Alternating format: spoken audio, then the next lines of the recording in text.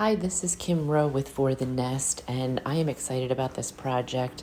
I am using the Winter Adornment stamp by Iron Orchid Designs and Farmhouse paint. So the board that I'm using is a round board that you can get at your hardware store, and I painted it in the color called French Blue. And now what I'm doing is I'm going to be dry brushing very little bit of paint over top of that using a 3-inch chip brush. And so I put very little paint on the brush and dab off any excess before I go in one direction, and then using the same brush keep going in the opposite direction to give it a slight linen look.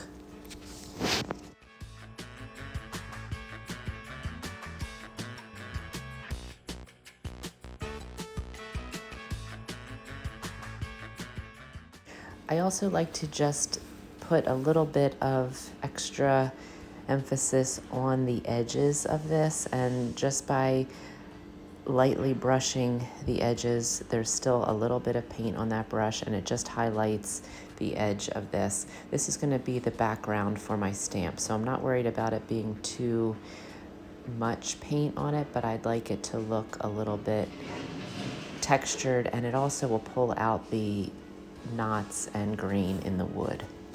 So the Winter Adornment stamp by Iron Orchid Designs is the one I used, but really you can use any stamp for this. I traced the piece of wood onto a piece of brown paper, and I laid out a design so that I could kind of get an idea of how I wanted it to look. You don't have to do this, but I like to plan ahead and kind of design my piece a little bit before I actually stamp it out. So this is why I did this first.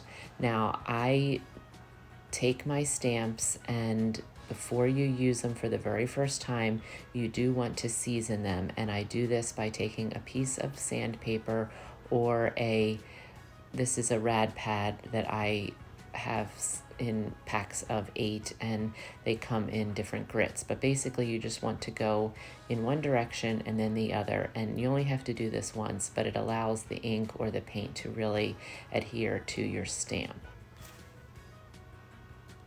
This is called a thin mount, and they are also made by Iron Orchid Designs, and I like to use them to lay out my design before I stamp it into my project. The nice thing about these is they are large, and so you can kind of create your design a little bit on these thin mounts. I am using a black ink. This is also a permanent ink that is made by Iron Orchid Designs, and you can purchase the ink pads and the ink. They come separately, so you can choose your colors. And here I'm just stamping into the pad and pressing it into the stamp itself. I like to make sure I get all the edges, and sometimes you may want to go over it twice just to make sure that you get it all covered. These pads come blank, and like I said, you're going to take your ink and you pour it into the pad. You kind of squeeze it into the pad, and then I like to take a spoon or a plastic spoon or even one of these tools for rubbing your transfers and press that ink into the pad.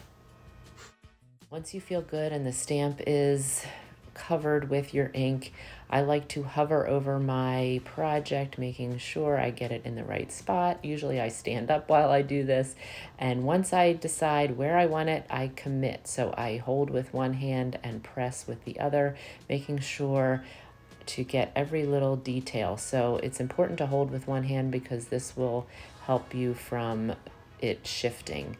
So while I'm holding with one hand, you can see I'm pressing down all the little details with the other hand, and then I will switch it up, hold with the other hand, and press in the details with the other. So just to make sure that your image is stamped into the project.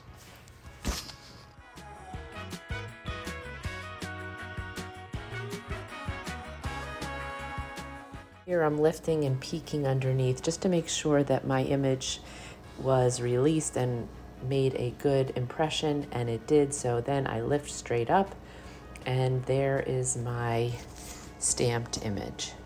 So now I'm looking back at my design. I'm trying to figure out what stamp goes next. And what I did was I used the same stamp in a different direction and trying to make it look like a wreath and rounded. I'm going to figure out where I want to put this one. I will ring ink this stamp again, so fully stamp the whole piece again and make sure that I get good coverage with the ink over the entire piece.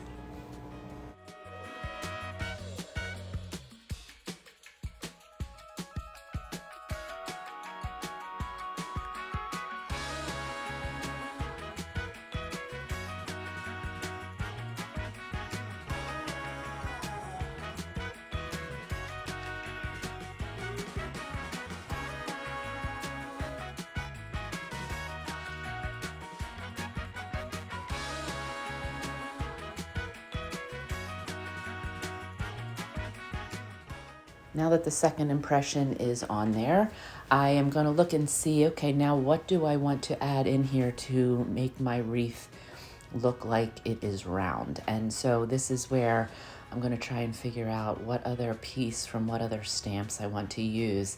And so at this point, I'm going to be using one from the La Campagne stamp set. It is the rooster. I looked at a couple different ideas and what I wanted to fit in there, but I kind of wanted this to look like a French country look. And so what I'm going to do is add my next stamp on. I'm using the baby wipes to clean off my stamp. It's really one of the best ways to clean your stamps. So the first one that I used, I'm going to clean that well, pull that off, and then I'm going to put my rooster on and line it up to see where I want to add it onto my project.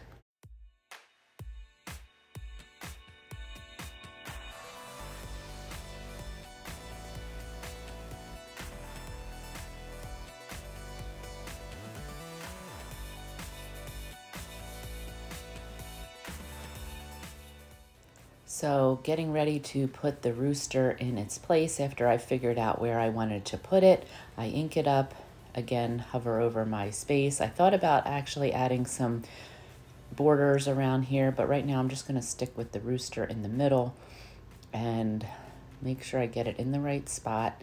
And then again, I will commit by holding with one hand, pressing with the other. I do use the inks on this that are by Iron Orchid Designs, but you can also use paint when you do this, and you can use a brayer where you would roll the paint onto your stamp. I find that the inks are definitely more detailed and they're going to give you a more detailed image when you use them, but the inks can be fun as well. I'm sorry, the paints can be fun as well and a little bit of a different look.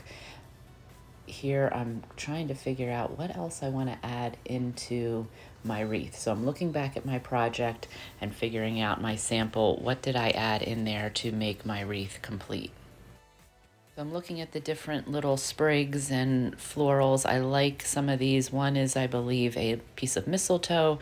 Some are more evergreen, but I'm just gonna pull some off of my page here and try and figure out what I think will look best and what will create my wreath as I add them to my project. So now I'm ready to put in my next stamp, and this is where I want to use the masks. So I want to use the masks not for the one that I'm putting down, but for the two that I already stamped. And because I have the same stamp on both sides, I'm going to use this smaller piece of a mask just to cover up this one little section. Normally the mask is exactly the same size as the stamp that I already used, but because I'm only covering up this one little area, this will work well. The stamp helps so that it doesn't muddle up the two stamps coming together and it looks like one is coming in from behind the other.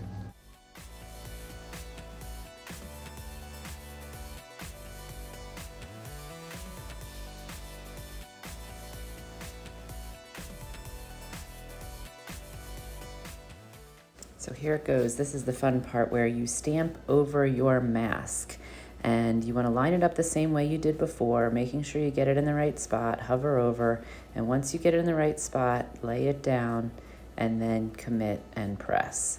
and hold with one hand, pressing with the other.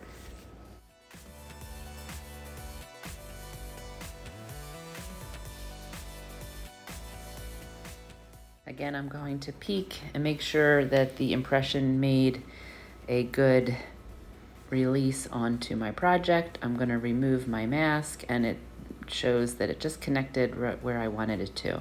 Now I'm going to figure out what other pieces I need to add. I could actually use this same one in a different section, or I could add a different one. But I think what I'm going to do is I like to have some consistency, so I'm going to add this same stamp in a different area, and I don't need the mask up here because it's going to actually stick off of the other stamp that I already placed.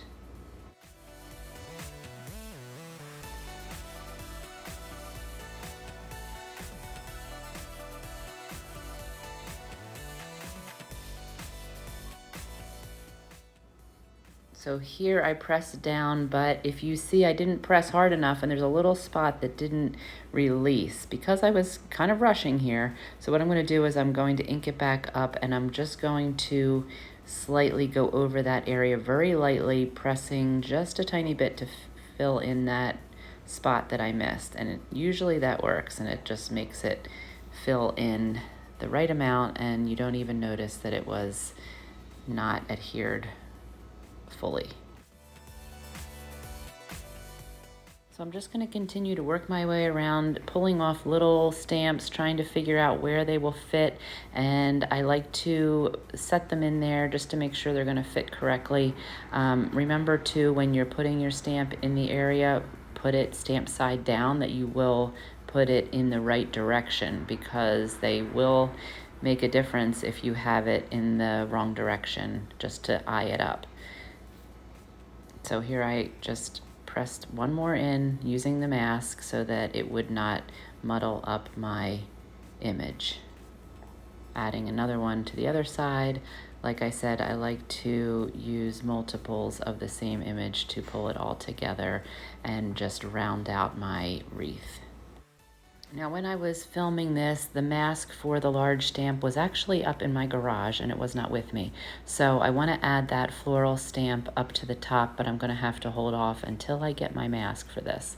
So that one I added later, but I think it turned out pretty cool, and you can see how maybe even just adding some stamps to the edges might be kind of fun, and you can continue adding more and more as much or as little as you want.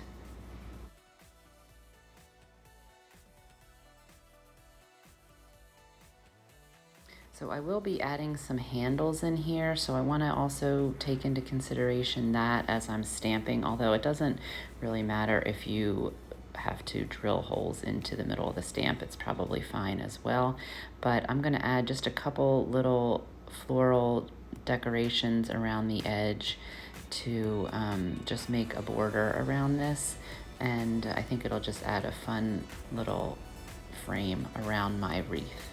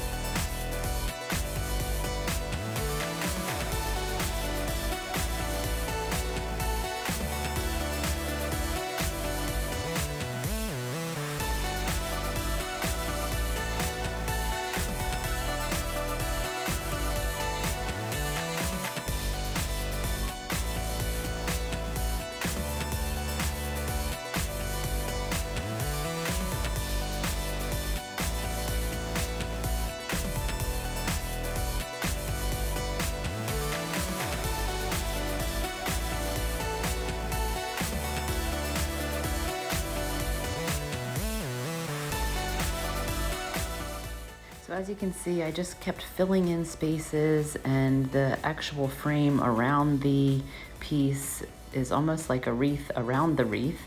And I just love how it turned out. I love the little rooster in the middle to give it that French country look. And it was fun to kind of combine two different stamp sets to create this.